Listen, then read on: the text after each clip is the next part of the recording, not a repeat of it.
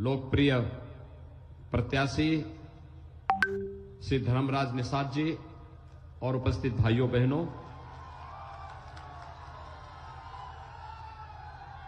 उत्तर प्रदेश विधानसभा का चुनाव चल रहा है और भाइयों बहनों 4 चरणों का चुनाव अब तक संपन्न हो चुका है। 5वें चरण का चुनाव कल संपन्न होगा। 4 चरणों के चुनाव के बाद 5वें चरण का प्रचार कार्य कल बंद हुआ है। आज मुझे अंबेडकर नगर जनपद में आने का अवसर प्राप्त हुआ है। भाइयों बहनों, मैं पूरे विश्वास के साथ कह सकता हूं कि 5 वर्ष के अंदर उत्तर प्रदेश के अंदर भारतीय जनता पार्टी सरकार ने प्रदेश की तकदीर को बदलने के लिए जो कुछ भी किया, एक सुरक्षा का माहौल देना, विकास के बड़े बड़ी परियोजनाओं को लेके आना, गरीब कल्याणकारी योजनाओं को बिना भेदभाव के हर एक नागरिक तक पहुंचाना, जिस ईमानदारी और प्रतिबद्धता के साथ सबका साथ सबके विकास के नारों के साथ भारतीय जनता पार्टी ने इन कार्यक्रमों को लेकर के प्रदेश की 25 करोड़ जनता की सेवा की है। मैं विश्वास के साथ कह सकता हूं कि भारतीय जनता पार्टी के पक्ष में व्यापक आंधी चल रही है और 5 चरणों के चुनाव के बाद पूर्ण बहुमत की ओर भारतीय जनता पार्टी चाहेगी। जब चुनाव संपन्न होंगे तो भाइयों बहनों फिर एक बार 300 पार के लक्ष्य को भारतीय जनता पार्टी प्राप्त करेगी। भाइयों बहनों, अंबेडकर नगर में पिछली बार भारतीय जनता पार्टी ने टांडा और आलापुर 2 सीटें जीती थी। विकास की कुछ योजनाओं को वहां पे आगे बढ़ाया गया था।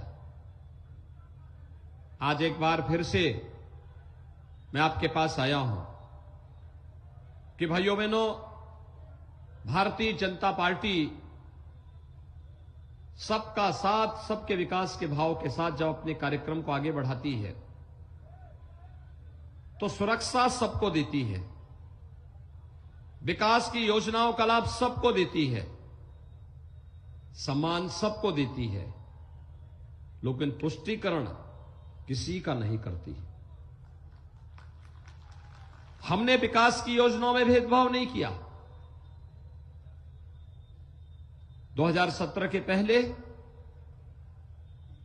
आप अकबरपुर वासियों को बिजली नहीं मिलती थी। क्या बिजली आती थी क्या आपके पास? 2017 के पहले बिजली आती थी? 2017 के बाद आ रही है। पहले आती नहीं थी, अब जाती नहीं है।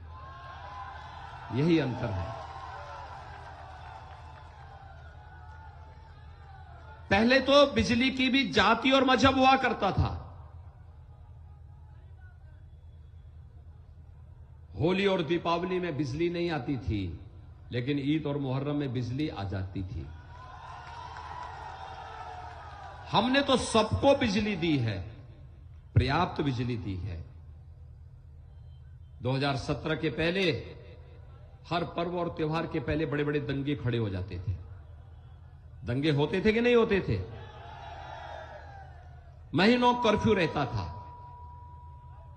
न दुर्गा पूजा कर पाते थे और न विसर्जन ही कर पाते थे। भाइयों बहनों, 2017 के बाद कोई दंगे का नाम सुना? हर दंगाई डरता है। उसे मालूम है दंगा करेंगे तो क्या होगा, मालूम है ना। और इसीलिए मैं आज आया हूं आपको कहने के लिए कि भाइयों बहनों, दंगा मुक्त, भय मुक्त, अराजकता से मुक्त, सबको सुरक्षा, सबका सम्मान के भाव के साथ जब भारतीय जनता पार्टी कार्य करती है तो उसके परिणाम भी हैं। कोरोना महामारी से पूरी दुनिया त्रस्त है। कोरोना से दुनिया के अंदर लाखों लोग मर गए हैं। हमारी संवेदना उन सब के प्रति है।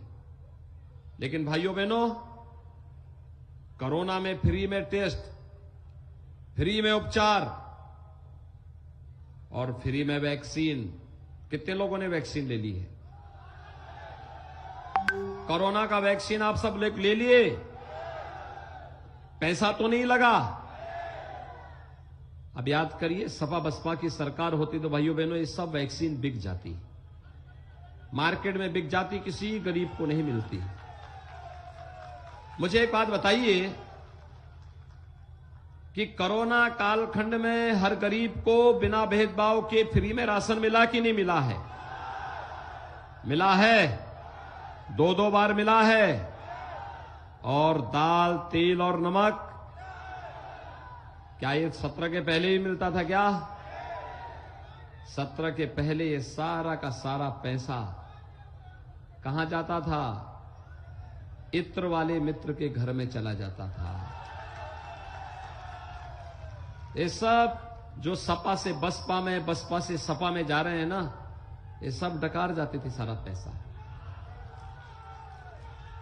ये सारा पैसा टकार जाते थे, गरीब देखता रह जाता था।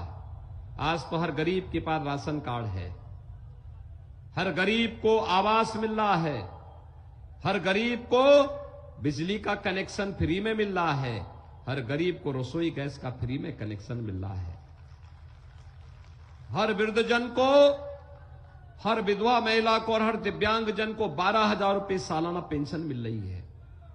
भाइयों बहनों, 2017 के पहले पैसा कहां चला जाता था? ये सारा पैसा ये लोग डकार जाते थे। और इसीलिए मैं आज आपसे कहने के लिए आया हूं कि भारतीय जनता पार्टी अभी तो राशन दे रही है, दवा दे रही है, विकास के बड़े बड़े कार्यक्रमों को आगे बढ़ा रही है, दंगाइयों को, अपराधियों को कायदे से उनका इलाज भी कर रही है। लेकिन साथ साथ भाइयों बहनों, अभी सरकार ने यह भी तय किया है, जब 10 मार्च को परिणाम आएगा और फिर से भारतीय जनता पार्टी सरकार बनेगी, तो भाइयों बहनों, उज्ज्वला योजना के हर लाभार्थी को होली और दीपावली में भी फ्री में रसोई गैस का सिलेंडर प्राप्त होगा। 60 साल से ऊपर की हर महिला को परिवहन निगम की बस में फ्री में यात्रा की सुविधा होगी।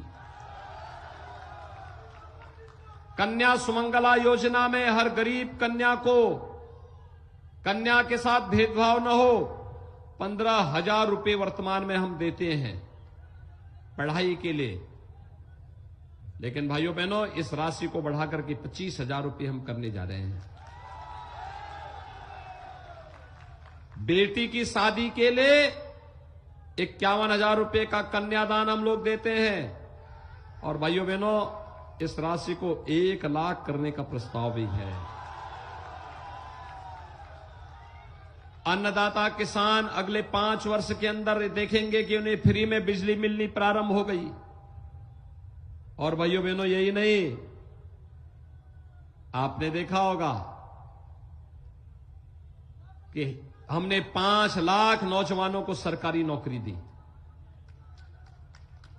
प्रदेश में सुरक्षा का बेहतर वातावरण दिया तो परिणाम सामने आया, निवेश हुआ, रोजगार बढ़े, 2 लाख नौजवानों को सरकारी, 2 करोड़ लोगों को निजी क्षेत्र में, परंपरागत उद्यम में रोजगार और नौकरी की सुविधा मिली। और सरकार ने तय किया है अगले 5 वर्ष के अंदर हर परिवार के एक सदस्य को नौकरी, रोजगार अथवा स्वतः रोजगार के साथ जोड़ेंगे। 1 करोड़ नौजवान को टैबलेट और स्मार्टफोन वितरित कर रहे हैं।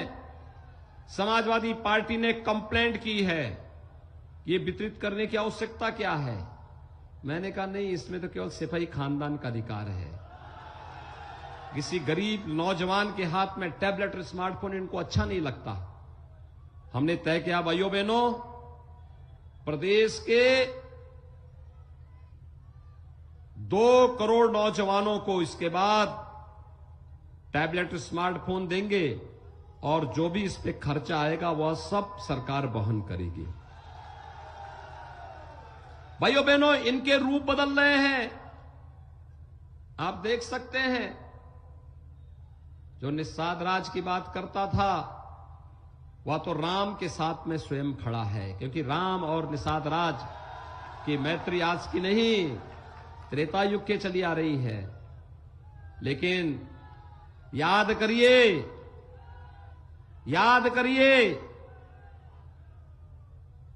यह क्षेत्र तो महाराज सुहेलदेव का ननिहाल भी है ना। और महाराज सुहेलदेव ने क्या किया था? एक विदेशी आक्रांता सालार मसूद गाजी को बहराइच में मार मार करके उसकी चमड़ी उधेड़ने का काम कर दिया था।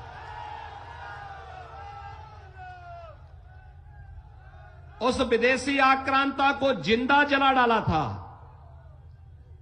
इतना महापराक्रमी राजा महाराज सुहेलदेव, और मैंने सुना है यहां उनके किले पे भी कब्जा हो रहा है। चिंता मत करिए, अगली बार हमारे टारगेट में वही है। महाराज सुहेलदेव का भव्य स्मारक हम बहराइच में बना रहे हैं। महाराज सुहेलदेव के नाम पर बहराइच में मेडिकल कॉलेज का निर्माण हो गया है। प्रधानमंत्री मोदी जी ने महाराज सुहेलदेव के नाम पर डाक टिकट भी जारी किया है। और भाइयों बहनों, महाराज सुहेलदेव के नाम पे आजमगढ़ में एक विश्वविद्यालय का निर्माण भी डबल इंजन की भारतीय जनता पार्टी सरकार कर रही है ना। जो लोग निषाद राज के बारे में चर्चा कर रहे हैं, हमने निषाद राज की भी भव्य प्रतिमा श्रृंगवेरपुर में स्थापित की है। भाइयों बहनों, महाराज सुहेलदेव के नाम पर राजनीति करने वाले लोग आज उनकी विचारधारा और उनके आदर्शों की ठीक विपरीत आचरण कर रहे हैं। मेरा विश्वास है महाराज सुहेलदेव का अनुयायी गौरी और गजनवी की समर्थकों के साथ कभी खड़ा नहीं हो सकता है। वह जाति, मत और मजहब के साथ खड़ा नहीं होगा, हमेशा राष्ट्रवाद के साथ खड़ा होगा। परिवारवाद के साथ नहीं, राष्ट्रवाद के साथ खड़ा होगा। और राष्ट्रवाद किसी लड़ाई का परिणाम है। 500 वर्षों से जो आपकी मांग थी, जो तमन्ना थी, अयोध्या में भगवान राम का भव्य मंदिर बने, आज निर्माण कार्य हो गया ना। कोई संदेह? जो लोग राम भक्तों पर गोली चलाते थे और जेब में तमंचा रख करके राजनी करवाते थे, आज आप देख रहे होंगे वे भी हनुमान जी की गदा लेकर के अब घूमने लग गए। और अगला चुनाव आते आते ये भी राम भक्तों की कतार में खड़े होकर कार्य सेवा करते हुए दिखाई देंगे। आप केवल चुनाव के दिन पहले मतदान